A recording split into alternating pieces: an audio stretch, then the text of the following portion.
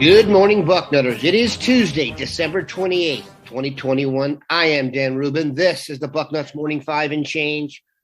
If it's Tuesday in Ohio in December, it is cold, it is gloomy, and we are reliant on the dulcet tones of Duane Long to cheer us up. Duane, how goes it?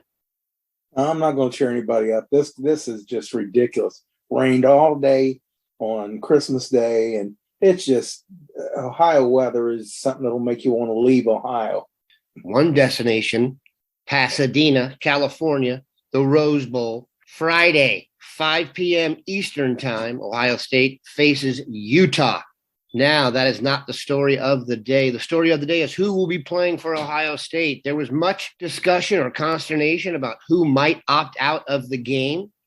I think everyone thought Garrett Wilson would opt out. Yesterday, we learned that he is not alone. Garrett Wilson, fellow receiver Chris Olave, offensive lineman Nicholas Petit-Frere, and defensive lineman Haskell Garrett will not play in the Rose Bowl. We'll get ready for the draft instead. Let's take this general to specific. Generally speaking, how do you feel about guys opting out of the Rose Bowl? I don't have, it's disappointing that we're not going to have them to win this game. But, man, you got to look at those guys' personal situations. What's going to happen? Oh, they go play for Ohio State, get their knee destroyed, and then, oh, thanks very much. I'll buy you a beer one of these days. The fans that are upset about this, you're not looking at that kid's financial situation, his future.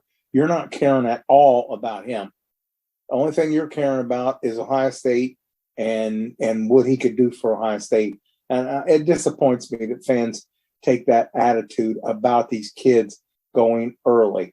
Good luck to all of them. I understand why they're doing it. And if we had taken care of business, we wouldn't be here. We'd be in the playoff. We wouldn't be having this conversation. That's a very important distinction, Duane. I think people think guys are opting out of the Grandaddy of them all. And it's 1984. It's just not the case anymore. One, the point you made about the guys needing to secure their professional futures, all of those guys have done plenty for Ohio State. Like you said, I don't think there's anything they could do in the game that would boost their stock in a noteworthy fashion. They've all been pretty much established players. But like you said, they could get injured. And you'd have to look no further than Jalen Smith against Ohio State a few years back to see what that can do to someone's career. Also, I like the idea of getting the young guys ready. If your ultimate goal is to win the national championship, that's not happening this year. So that means our goal has shifted to next year and winning the national championship, which means getting young guys on the field in a big game after a month of practice, to me, is preparation for next year. So I have no problem with guys opting out. This tends to fall along the Nick Bosa lines. If you were upset Nick Bosa left early, you're probably upset now. If you're happy that Nick Bosa is on television, making tons of money, serving as an example for future Buckeyes to want to become that, you probably aren't as upset. This is much more about preparation for next year than it is about winning the Rose Bowl. Let's just be honest about it. We're getting our young guys rotated in now. And that could be huge. The sooner people arrive, the sooner they get the opportunity to play. It's everything. So, and we've got an elite wide receiver room. So I'm telling you, someone said something about Smith and Jigba leading the team in catches next year. Probably is. But then we've got Fleming, who just needs time on the field. We got Egbuka. All they need is time on the field. We got Harrison. Let's get them new guys that are going to help us next year instead of worrying about this one game. We are Ohio State. We are the Ohio State University. We play for national championships. And anything less is just, it's okay, great. The Rose Bowl is the granddaddy of them all. It's the biggest, it's the best, and you'd want to win it. And we definitely want to win this football game. Nobody can tell me different. But playing for next year, That is everything. And now we're getting these guys rotated in to a huge game very early in their careers. They're getting the practice reps. This is, the first team practice reps. This is huge for next year, bigger for next year than it is about winning a Rose Bowl. So let's go ahead with the individuals.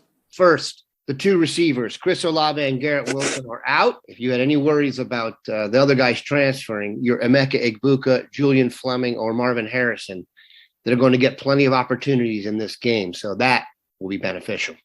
That is going to be everything, Dan.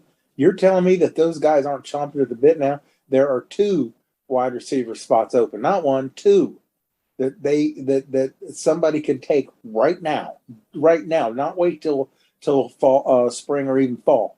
They take it right now. So, step up in a game like this. And when you're in the spotlight, I mean, that's the one thing about this, being away from the playoff games is it's a Friday, it's going to be beautiful opportunity. People are going to be sitting down watching this, including NFL people. This is going to be huge for those three guys. Those three guys right there. They are definitely going to have an opportunity to grab the attention of Buckeye Nation and the college football world. Yeah, if you were bummed out about Olave and Wilson not playing, if you see Fleming have 6 catches for 140 yards and a touchdown, you can't be excited. That's not fair. You can't have it both ways. At left tackle, Ryan Day announced that even though Paris Johnson has taken some reps out there during practice, they're going to throw Thayer Mumford at left tackle, which I assume means Matt Jones comes in at left guard. It makes sense. It's Thayer's last game. Give him a chance to go out there and show what he can do at left tackle after switching to left guard during the season. Your thoughts on that move? I don't like it at all.